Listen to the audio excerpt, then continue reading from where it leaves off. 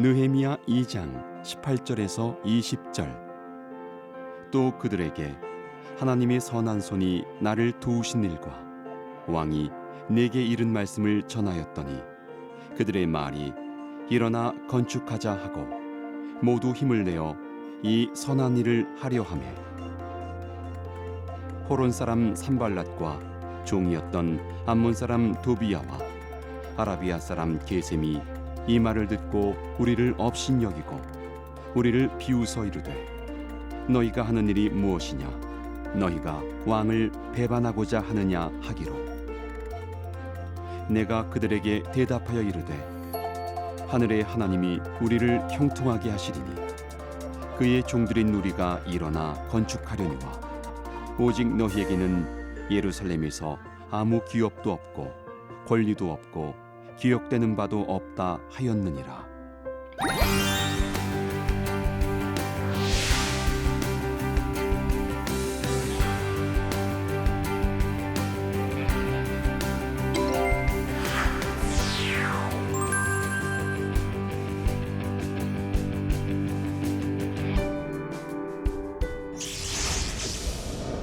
안녕하십니까. 도시를 재건하다 느헤미야 강해를 맡게 된 김은호 교수입니다. 오늘은 두 번째 시간으로서 성벽 재건의 완료와 대적자들의 방해라고 하는 이 제목 속에 이 긴 이야기를 한번 우리가 단숨에 한번 풀어가 보도록 하겠습니다. 지금 여러분의 도표에서 보시는 것처럼 지금 2장에서부터 7장까지의 이야기인데 이거를 우리가 이 짧은 시간에 한번 함축적으로 한번 얘기해 보려고 합니다. 왜냐하면 오늘 이야기가 하나의 주제를 안고 있기 때문에 그랬고요. 오늘 이 주제 속에서 우리가 만나게 될 것이 있다면 그것은 재건 과정 속에 나타나는 갈등입니다. 우리가 어떤 목표를 설정해 놓고 그것을 추진하려고 할 때 그 안에는 순탄한 일들만 있는 건 아니에요. 근데 이 역경을 어떻게 풀어갔는가라고 하는 느헤미야의 우리가 1강의가 영성에 대한 문제였다면 이 두 번째 강의는 리더십에 관한 이야기라고 얘기할 수 있겠습니다. 또 한 가지 이런 갈등 속에서 이런 많은 장에 걸쳐서 그가 반복적으로 나타나는 이야기들이에요. 여러분 52일 동안에 이 도시를 그들이 재건하거든요. 그러니까 52일이 지나가는 그 순간인데 무려 7번이나 그들에게 방해 공작들이 일어납니다. 그래서 오늘 우리의 이야기는 이러한 갈등, 우리 기독교인들도 갈등이 없으면 얼마나 좋겠습니까? 그런데 이 갈등을 어떻게 풀어가는지 우리가 한번 이 과정을 살펴보겠습니다. 특별히 적대 행위와 그에 대한 반응이 이게 2장 1절서부터 6장 14절까지의 하나의 커다란 내러티브처럼 되어 있어요. 그래서 이 내러티브를 우리가 한번 보면 이런 형태로 되어 있습니다. 보니까 여러분 지금 1장 우리가 1강에서 얘기했던 것이 뭐였느냐면 도입 부분으로서 어떤 사건의 이야기에 그는 도입, 발단하게 된 이유가 뭔가라고 하는 데 있었어요. 발단하는 이유는 뭐였습니까? 그것은 예루살렘 소식을 들으면서 나타났던 그 안에서의 안타까운 마음이었습니다. 그러기에 하나님의 마음으로 세상을 바라보는 이 안타까운 마음, 긍휼히 여겼던 이 마음이 세상의 변혁을 일으키는 힘이었던 것이죠. 가슴이 뜨거운 것이 이성보다 때로는 이런 변혁 중심에 서 있을 수 있다는 얘기입니다. 오늘 이러한 그 도입 부분이 시작되었다가 그런 갈등의 요소들이 일어나기 시작해요. 이 사건이 여기에 무려 7번이나 등장하는 것이죠. 그 7번의 등장 싸운데 그 일어난 그 꼭지점이 오늘 절정을 이루는 반전의 이야기입니다. 여러분 모든 것이 그런 것 같아요. 어떤 그 상향 곡선을 이루면 그 다음에는 이제 모든 물리적인 힘들이 떨어져 있는 것처럼 이런 긴장 관계가 극치로 오르다가 그 절정에 결국 그가 염원했던 예루살렘의 성벽을 완성하고는 이 문제를 풀어가는 대단원의 이야기들을 끝마치게 됩니다. 그리고 이들에 대한 이야기들을 다시 기록하고 있는 것이 제3강의에 가서 우리가 볼 수 있습니다. 그러기에 오늘 이 강의 속에서 등장하는 것은 갈등의 시작과 대적자들의 끊임없는 변증적인 이야기들이에요. 한 문제가 해결됐다고 우리는 그것으로 끝난 줄 알았는데 다시 또 시작되어지고 또 다시 시작되어지면서 이 이야기는 긴장의 긴장을, 때로는 포기하고 싶은, 독자로서 읽다가도 이 정도면 포기하고 싶다라고 할 정도로 우리에게 긴장을 불러일으키고 있는 이야기라고 말할 수가 있겠습니다. 그래서 1장에서부터 7장의 이야기가 하나의 큰 대단원의 하나의 그런 문단으로 우리가 한번 나눴고요. 그 내용 속에는 오늘 두 번째 그들이 성벽을 짓는 과정 속에 나타났던 그 많은 갈등의 요소들이라고 말하고 싶습니다. 첫 번째 대적자들의 적대 행위가 나타납니다. 2장에서 19절에 다시 또 두 번째가 나타납니다. 자, 적대 행위와 그 다음에 거기에 대한 대응하는 것이 지금 이렇게 네 번째 나타나는데 그 나타나는 과정 속에서 잠깐 우리는 그 지리적 환경을 우리가 보기 위해서 지도 하나를 여러분에게 보여드립니다. 지금 예후드라는 것은 유대 땅을 얘기합니다. 유대 땅. 그러니까 여러분이 상상하는 지금 이 유대 땅은요, 이 전체가 강원도만한 땅인데 이 강원도만한 데를 갖다가 한 4등분, 5등분 한 가운데 하나예요. 그러니까 굉장히 작은 한 군 같은 그런 지역의 이야기입니다. 근데 그 지역의 이야기 속에서도 지금 우리가 얘기하려고 하는 데는 어디 있냐면 예루살렘. 여기에 성벽 하나를 쌓는 이야기예요. 근데 이 이야기 속에 나타났던 수많은 사람들의 명단들, 그 역대기 상에서 나타났던 어떤 그 족보의 연대기만큼 오늘 이 느헤미야서의 짧은 글들 속에 수많은 사람들이 등장하는 것을 볼 수 있어요. 이때 보세요. 북쪽에서는 사마리아가, 동쪽에서는 도비아라는 친구가, 남쪽에서는 이둠의 아라비아 사람들이, 그리고 서쪽에서는 아시도 사람들이 이 유다 땅을 감싸고는 끊임없이 방해하는 것이죠. 바로 이 이야기가 지금 반복되어지는 이야기들 속에 오늘 5장까지 오게 됩니다. 근데 이 갈등은 또 뭐였느냐면 이게 외부적 갈등이 아니라 내부적 갈등이 일어나고 있다는 것을 우리가 알게 돼요. 다시 말하면 이게 외부가 아니라 내면에, 즉 우리 안에, 공동체 안에 일어났던 또한 갈등의 요소들이 있었습니다. 그 갈등의 요소를 잠깐 우리가 한번 짚고 넘어가 보면 그 공동체 내부 안에 일어나고 있었던 이야기를 들으면서 느헤미야가 크게 진노를 합니다. 그리고 그 진노는 자기를 깊은 사색하는 자리에 빠뜨려요. 그리고 자기가 하는 일들에 대한 회의적인 생각이라보다도 이 일들을 완성하기 위해서 그가 어떻게 이것을 추진해야 될까라고 하는 깊은 상념 속에 빠지는 것이죠. 지금 이렇게 그 주변에 있었던 타 민족들이 느헤미야를 방해하는 데에서 그 긴장감이 고조되다가 그 긴장감이 또 하나의 트릭을 보게 되는 거예요. 그게 뭐냐면 내부자들이에요. 즉 다시 말하면 자기 민족 안에, 공동체 안에 그런 적대적 행위들을 갖고 있었다라고 하는 것이죠. 그것은 뭐였느냐면 무엇보다도 지도자들이었어요.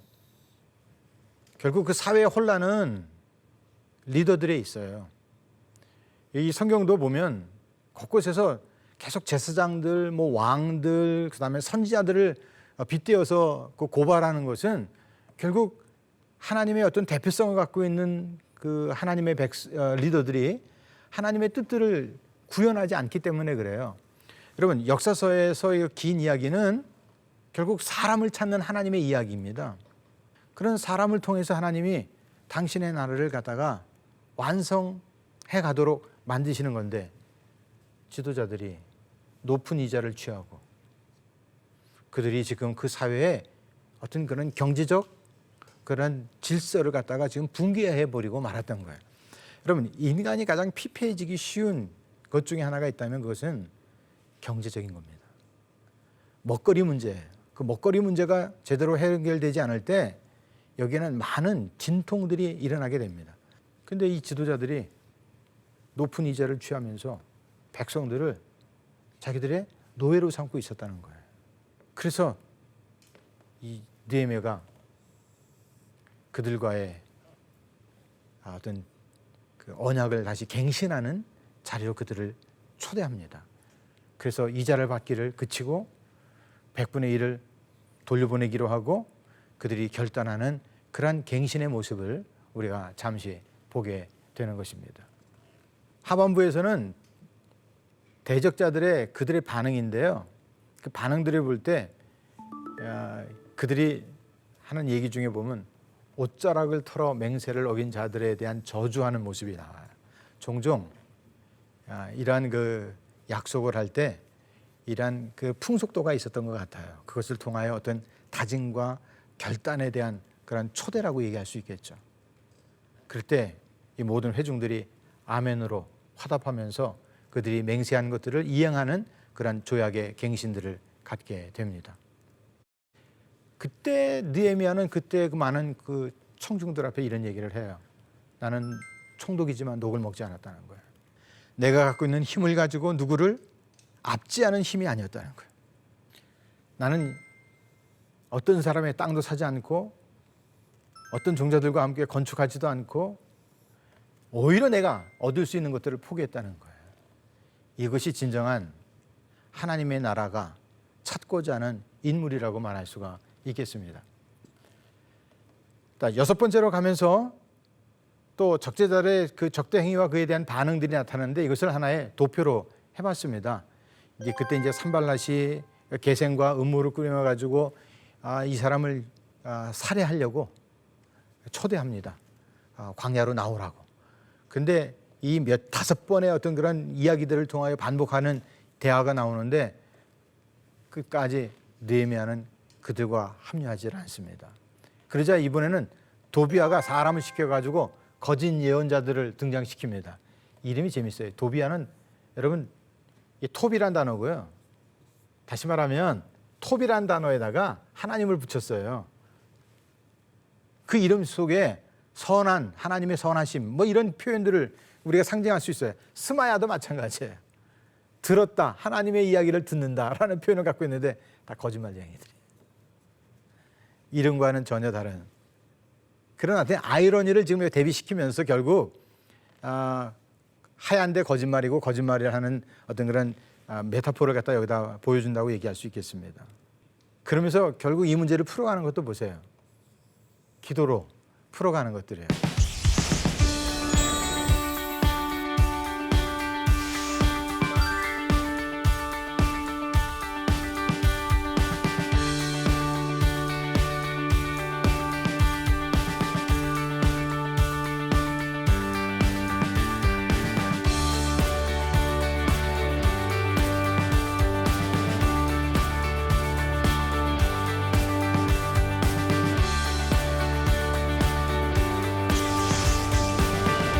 이야기의 그 긴장 관계가 이렇게 계속 뭐랄까 하나의 그들을 갖다가 모함해 가지고 그 성벽들을 자꾸만 이렇게 못 짓게 만들고 하는 그런 긴장 관계가 절정에 가다가 6장 15절에 가서 그것이 52일 만에 완성이 되어집니다. 지금 예루살렘의 모습을 갖다가 우리가 한번 지도로 그려봤는데요. 이것이 그 유명한 옛날 여부스 족속들이 살던 동네이고 이것을 확장해서 다윗이 옛날 자기의 성을 만들었죠. 일명 다윗성이라고 부르고 있죠. 이 다윗성이 나중에 솔로몬 시대 때 올라가면서 여기다 커다란 성전을 져서 솔로몬 시대 때 예루살렘의 모습입니다. 그러다가 저 북쪽 722년에 이스라엘이 사마리아가 멸망하면서 다 남쪽으로 내려와 가지고 벼랑간 예루살렘 도시가 확장이 돼요. 확장이 되어가지고 이렇게 큰 지금 도시 규모를 갖고 있었습니다. 그리고 이제 우리가 잘 알듯이 다 파괴가 돼가지고 이게 다 없어져 버렸던 거죠. 그래서 그들이 돌아와가지고 만들었던 것은 요거예요. 솔로몬 시대 때 가졌던 왕국의 규모를 다시 회복했던 거죠. 그러니까 성벽은 아마 지금 이 성벽들을 지금 그가 다시 회복했다고 보고 이것이 그들이 그렇게 염원했었던 예루살렘 도시라고 말할 수 있겠습니다. 그래서 그때 우리가 다음 주에도 한번 다음 강의 속에도 얘기하겠습니다만은 여기 만들었던 수많은 문들들, 망대들, 그리고 특별히 재밌는 건 화덕망대가 있어요. 화덕망대는 빵 굽는 망대였는지 아니면 빵 굽는 자를 갖다가 지켜보는 것이었는지 학자들만의 그 견해가 좀 시원한 대답이 없습니다. 그러나 하여튼 이 이름들 속에서 우리가 이해할 수 있는 것 중에 하나가 뭐냐면 퍼펙트하게 옛 모습들을 다시 그들이 재건하는 그런 규모였다라고 하는 것을 알 수가 있습니다. 이때 성벽의 완공을 갖다가 그가 선언하고 그러자 다시 7번째 대적자들이 반응했던 것은 뭐냐면 여호도 올라가도 다 무너질 것이다 라고 하면서 그들이 만들었던 그 성벽의 어떤 그런 완성된 모습을 굉장히나 졸작처럼 취급했었던 것을 알 수가 있습니다. 그때 그는 다시 이 문제를 해결하는 사람들을 세우는 것으로서 그 긴장 관계의 대응 관계들의 절정이 끝나는 것을 볼 수가 있습니다. 오늘 그 완성도와 그리고 그 완성도를 마무리하는 이야기의 이야기를 6장 15절서부터 7장 4절까지를 우리가 한번 본다 그러면 52일 만에 완성되었을 때 여러분 그 규모라고 하는 것이 한 3km에서 4km 정도 된다라고들 우리가 믿고 있는데 그것을 52일 만에 과연 어떻게 완성도를 높였을까라고 하는데 우리는 굉장히 적지 않은 의아심을 갖게 됩니다. 그러나 문제는 우리가 3장에서 볼 때 그 3장에서 많은 사람들이 얼마나 그것을 갖다가 나눠서 그 지역적인 분배와 함께 그들이 단시간 내에 성벽들을 재건하는 완성도를 높였는가라고 하는 것을 3장에서 좀 더 우리가 낱낱이 본다 그러면 충분히 그 52일 만에 그 프로젝트를 완성하기에 그들이 얼마나 심혈을 기울였는가, 조직적이었는 어떤 그런 개편이었는가라는 것을 우리가 알 수가 있습니다. 이것으로 인해 가지고 그들은 하나님의 집이 세워졌다는 것은 타민족들이 보기에는 굉장히 두려운 문제예요. 그래서 그들이 여기에 낙심해 가지고 하나님의 역사를 쓰는 것을 그들이 알면서도 불구하고 그들은 지금 도비아와 함께 이 성전에 대한 또 많은 비난들을 쏟아내는 것을 알 수가 있습니다. 이 일로 말미암아 이제 이것을 여러분 어떤 것을 완성하는 것이 중요한 것이 아니라 완성하는 것을 이제 보존하는 것이 더더욱 중요한 문제이기에 오늘 이 이야기의 하이라이트는 결국 성벽을 완공한 후에 일꾼을 세우는 것으로 이 이야기를 마감하는 것을 볼 수가 있습니다. 문지기들, 경비하는 사람들, 그러면서 이런 지침들을 하다라는 것으로서 이 이야기가 마감하면서 4절은 아쉬운 듯 성벽이 이렇게 만들어졌는데 그 안에 사람들이 없다는 그런 미지의 아쉬움들을 품고 있는 것을 볼 수가 있습니다. 자, 지금까지 그 이야기들의 그 어떤 그런 구성적인 단위의 모습들을 보면 늘 보면 그 대적자의 이름들이 등장합니다. 뭐 도비라든지 산발랏이라든지 세겜이라든지 하는 이름들이. 그리고 그다음에는 그들의 그 동기가 나오는데 그 동기는 어떠한 사건을 들었다고 하는 무엇으로 인하여 듣고서 뭐 이런 표현들이 아주 반복적으로 등장해요. 그래서 이제 그들이 어떤 적대 행위들을 하고 적대 행위를 풀어가는 느헤미야와 백성들의 어떤 대응의 모습이 지금까지의 긴장 관계를 풀어가는 하나의 큰 내러티브였다라고 얘기할 수 있고요. 그 내러티브의 그 내용의 구성을 좀 더 구체적으로 얘기한다면 첫 번째, 두 번째, 세 번째, 7번째에 이르기까지 그들이 대적했던 사람들의 이름들입니다. 맨 처음에는 산발락 북쪽과 동쪽에서 아마 지금 심히 근심하여 심히 불쾌했다는 말인데 그들의 적대 행위가 심히 불쾌하는 일들을 만들어내게 됐던 것이죠. 그 다음에 산발락과 도비아와 게셈이 업신여기고 비웃는 이야기들, 이렇게 그들의 긴장관계를 이끌어가는 어떤 그런 최종적인 얘기가 아까 귀족들과 어떤 그 수장들의 내부적인 어떤 사회적 질서의 붕괴로 말미암아 굉장히 사람들이 노예화되어지는 어떤 그런 사회가 되고 말았습니다. 성경의 그 신명기 법은 절대 자기 민족에게 그렇게 할 수가 없는데 그런 일들이 자행되고 있었다는 것이죠. 그런 가운데 다시 또 산발라, 도비아, 세겜 그 나머지 원수들이 다 합해가지고 이제 이것을 음모해서 살인하려고 했던 것 같아요. 근데 느헤미야가 이러한 공격에 빠지지 않고 그 문제를 넘어갑니다.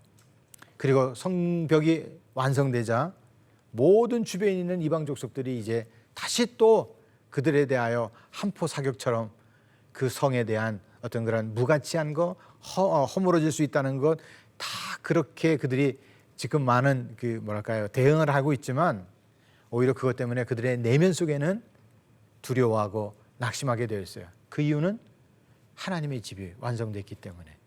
여호와가 하나님의 집이 완성됐다고 하는 것이 그들에게는 또 다른 하나의 커다란 걱정거리가 되었던 것이라고 말할 수가 있습니다.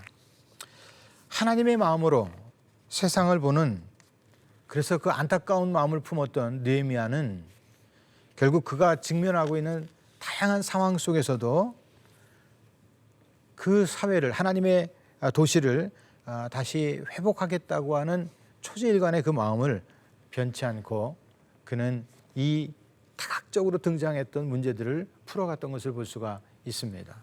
그래서 오늘 우리의 강의 속에서 우리 마음속에 하나님의 어떤 부르심이 있고요. 우리가 콜링이라 그러죠. 그런 부르심이 있고, 그 다음에는 그 안에 하나님이 우리 안에 사명을 부어 넣으셔요. 근데 그것은 어떤 연민하는 것 때문에, 긍휼히 여기는 마음들 때문에 우리 안에 그것에 대한 어떤 그런 갈망들을, 앵셔스를 갖게 하게 해요. 그러나 그것이 단시간에 이루어지는 것은 아닙니다. 뭐 다윗이 하나님께 기름을 부었다고 하지만 왕이 될 때까지 그는 십수년 이상, 20여 년 가까이 그는 피난자로 살고 도망자로 살았던 그런 시간들을 알 수 있어요. 그러게 하나님의 어떤 비전을 보는 사람들에게는 하나님의 때를 기다리는 것이 필요해요. 그리고 매일의 삶 속에 그분의 통치, 그분의 다스림 말이에요. 그리고 그분의 그 다스림으로 말미암아 이것이 회복될 것이라고 하는 절대적 하나님의 주권을 우리가 신뢰해야 돼요. 바로 그 신뢰 속에 있다면 우리는 대내외적으로 떠도는 그런 많은 소문에 대하여 동요할 수 있지만 그러나 동요 속에 빠져가는 것은 아니에요. 우리에게 때로는 낙심의 어떤 그런 어두운 그림자가 엄습할 수 있지만 절대 우리가 함몰될 수는 없다는 거예요. 그것이 하나님의 언약을 바라보고 그 비전을 품었던 사람들의 자세였던 것이에요. 오늘도 그 긴 이 느헤미야의 이야기 속에서 끊임없이 그를 모함하고 그를 살해하려고 하고 그의 모든 일들에 대하여 회방 속에 있었지만 그는 하나님이 이 일을 시작하게 하셨고 내 안에서 이 일을 시작하시니가 그 일들을 마치실 때까지 함께 하실 줄로 믿고 그는 말씀 앞에 동요되지 않고 그 문제들을 끝까지 풀어 나갔다는 것입니다. 자, 오늘의 이야기가 이제 다음번 기대 속에서는 이것이 어떻게 성 안에 그 내용들을 채워가는가라고 하는 것으로서 특별히 이제 포로에서부터 돌아왔던 사람들의 이야기를 우리가 풀어갈 것입니다. 그래서 그 무너진 그 민족의 첫 부름 앞에 함께 동참했던 사람들의 이름들이 열거되어지는 그런 이야기 속에 그 이름 속에 담겨진 하나님의 또한 계시의 비밀들을 우리가 한번 풀어보기로 하기로 하고요. 오늘 2장까지 이야기는 그런 하나님의 그 비전을 품고 무너진 하나님의 도시를 그가 재건하고자 그가 선뜻 그 부르심에 응하여 나갔지만 그러나 그 문제가 순탄한 길만은 아니었다는 거예요. 여러분, 한 번도 아니고 7번 그 완성을 했음에도 불구하고 그것을 비아냥거리는 시선 앞에 그의 마음이 편할 리가 없었을 것 같아요. 근데 그의 이름이 그렇잖아요. 느헤미야. 하나님의 자비하심이 그 안에 있었기에 그는 어떤 환난 속에서도 그런 넉넉히 이기는 그런 하나님의 사람이었다는 것을 알 수가 있습니다. 오늘 예루살렘으로부터 온 소식 앞에 이런 비전을 품고 그 비전을 성취하기까지 하나님이 주신 그런 언약을 끝까지 붙잡았던 느헤미야의 이야기가 이제 다음 주를 통하여 어떻게 더 발전돼 가고 확장돼 가는지 기대하는 시청자 여러분이 되기를 바라면서 지금까지 함께해 주신 여러분 감사드립니다.